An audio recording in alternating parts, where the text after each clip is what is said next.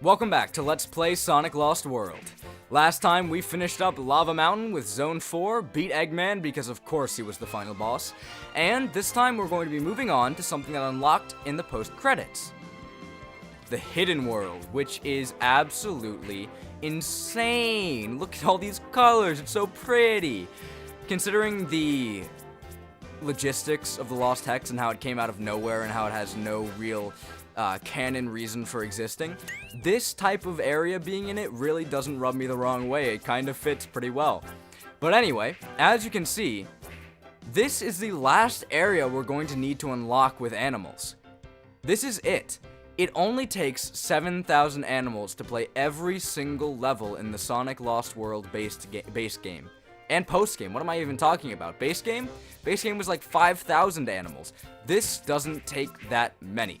If you're just plowing straight through the game, it may take a little bit of grinding to get to this point, but really, if you've been playing it like I have, and by that I mean just playing the levels normally and grabbing animals that you see along the way, you should be fine. I know it's kind of mean of me to say like, hey, don't go fast in a Sonic game, but really, slow it down, grab some animals, you'll reach this with plenty to spare. Anyhow, let's hop right into Hidden Zone 1. This is one of the more basic levels in the Hidden Zone. We have a very small time limit, and what we have to do is knock those guys off. There's just a bunch of blocks. We're going to different sides of this Rubik's Cube, and we just have to homing attack these guys off as we shoot to other sides. This is a weird level, as all of the levels are within the Hidden World. Hey there, how you doing? There you go. This level you can't really lose in. You just have to wait till the time runs out. If you've had your fair share of this level and you're just sick and tired of it, wait. The time limit won't kill you. And that's really about it. I'm gonna see how many I can get. This is a really not a great place to grind animals. It's kind of a pointless level. It's just to test your homing attack and reflex skills, I guess. It's nothing too special. So, talking about this area aesthetically, it's actually pretty unique. What the heck is going on with this? Oh!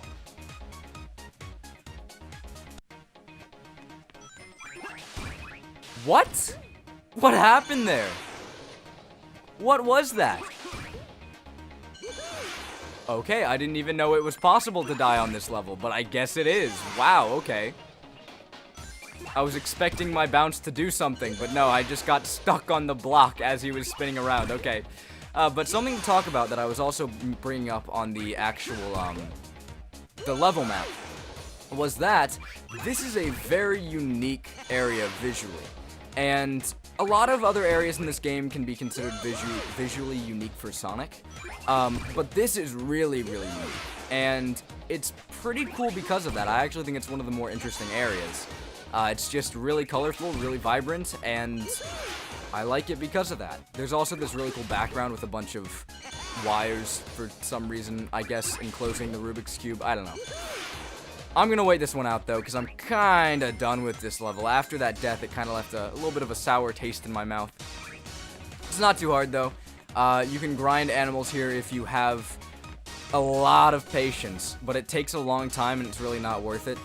This is just kind of like a, test your skills, high score type area when there's really no high score that you can get, because there's no score, really, for killing all of them. So, that's that. Hidden World Zone 1 down. It's quick, it's easy, and a little buggy, I guess. If I remember correctly, this level is not what I thought it was. But I don't mind. We are on the tornado, flying with tails, having a good time in the sky. So pretty much what this is a level where it's like 3D Sky Chase, and you're flying on the tornado, chilling out with tails, but you have a really, really, really, really strict time limit. So what you want to do is go as fast as humanly possible through this. In case you were wondering, you can hold down the run button here and get a lot of quick speed, but that's not always the best answer. As you can see, there are really tight areas like this where you want to slow down. You can also pick up some extra time if you do that, but you do want to know that this is an option, because if you don't know that this is an option, it's very, very, very easy for you to run out of time in this level. It's a strict time limit. You won't necessarily be able to get through it if you just chill out at your normal speed. So you do want to go fast. We're finally playing a Sonic game, guys. Look at this. You are required to move at a more than average pace. Absolutely stunning. So it's really not that bad of a level. You want to be careful. Similar to the Mach Speed sections, you can just slam your face straight into things and die instantly. But otherwise, you shouldn't have too much of a problem. Just know that you can hold down the run button to go fast, because you will not be able to make it if you don't do that. These levels are super duper short, but they're actually pretty interesting. Having this whole unique level gimmick, which we haven't seen before, pretty dang neat. This one I'm not actually too fond of, the whole Rubik's Cube. I think it's kind of dumb. But it's a good introduction to the uniqueness of this world. So, that's something. This is what I was thinking of. This level is pretty dang interesting. It's also less gimmicky and more platforming heavy, so that is quite nice. I do enjoy that a decent amount. We have these interesting see-through blocks, and they seem to be acting like pretty normal blocks. They start disappearing, but we also have these yellow blocks, which start to move as soon as we step onto them. But they're rock candy, and they break whenever they smash into something hard. Is the best analogy I could come up with. I'm so sorry. That was really bad, actually.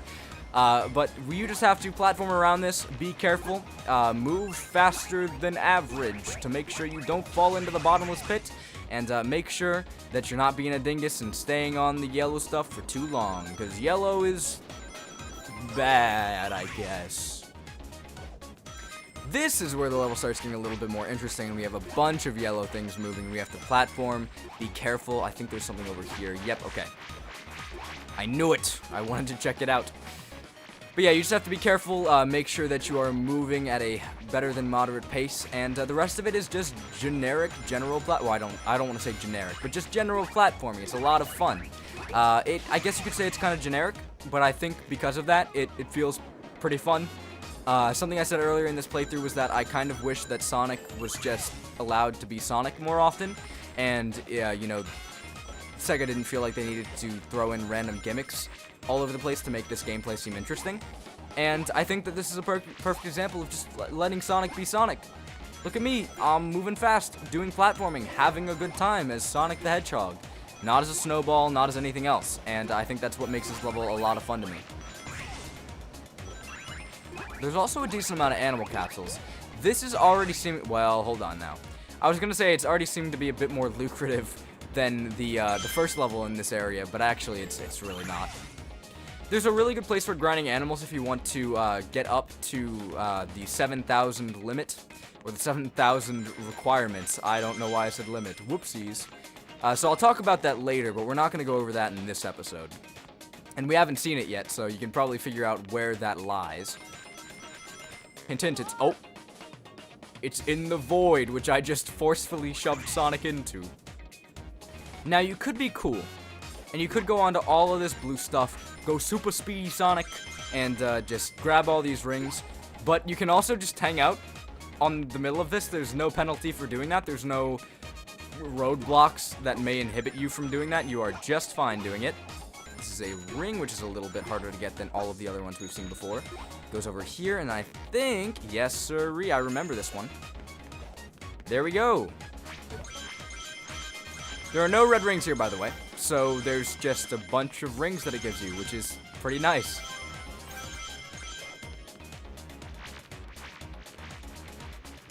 That's just fun. I don't know about you, but I just like stuff like that. That was just fun to me. I'm gonna go through here. Oh, that was just a bunch of animals that you could grab. That's neat, I guess. I don't need them, though, because I'm a cool kid who's already gotten the animal requirement just from playing the game normally. That was a lot faster than I was expecting it to be. But there we go. That's the level. I think that visually this level is really cool, really unique, and I think that the level design is just lovely. It's a lot of fun. It plays on the whole cylindrical level design pretty nicely, and I think it makes for interesting platforming in general. And the final level is a mystery.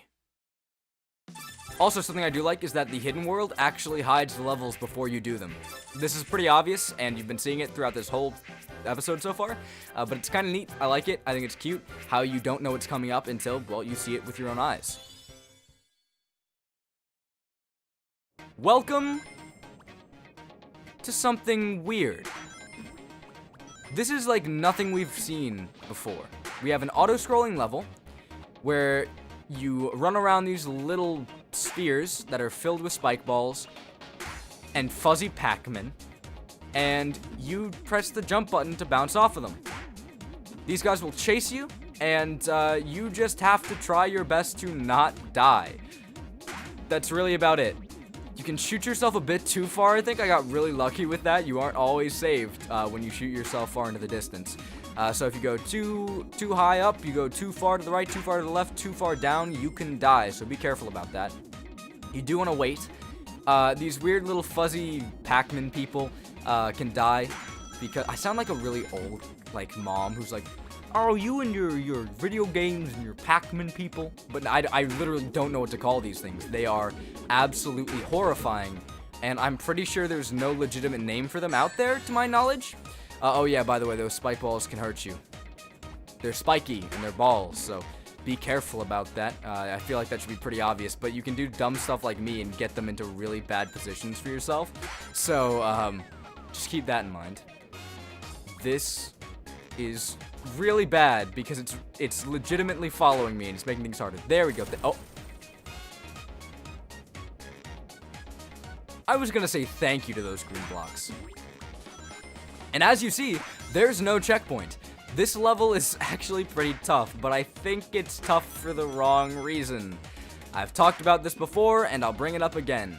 Kingdom Hearts Syndrome, where they expect you to be proficient in something that you've only just learned, or you've learned a long time ago when it comes to gameplay, and you just don't remember it all that well.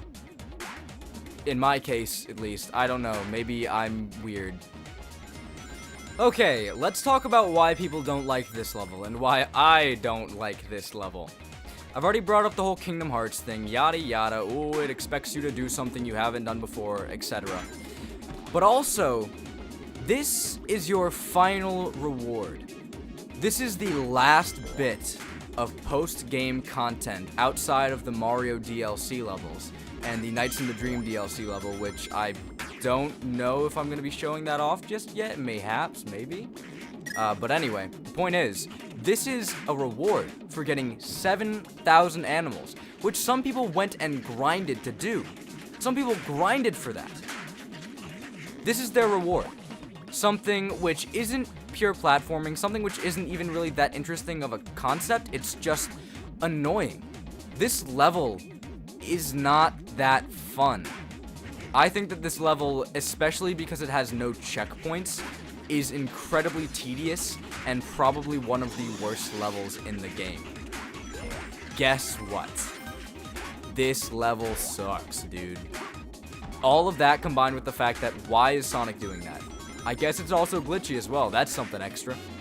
But all of that combined with the fact that it's just generally unenjoyable. It's just not a good combination. And I think that they should have probably made Zone 3 or maybe Zone 2 a reward instead of this one, because this would have fit more in line with the weird Rubik's Cube esque design, and it wouldn't have made people as mad if, you know, they didn't have to grind for it. They didn't have to grind to get this quote-unquote reward. It's just not great. But that's that. You have to kill that guy by shooting spike balls into his mouth. And that's it. That's the end of that level. It's short, but if you die a lot like me, and there's no checkpoint, you have to start all the way over, and it can get a little bit long.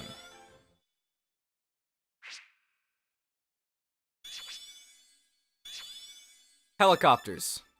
We haven't talked about that yet, and we aren't going to talk about it until the bonus video, so hey. I wonder what that could be.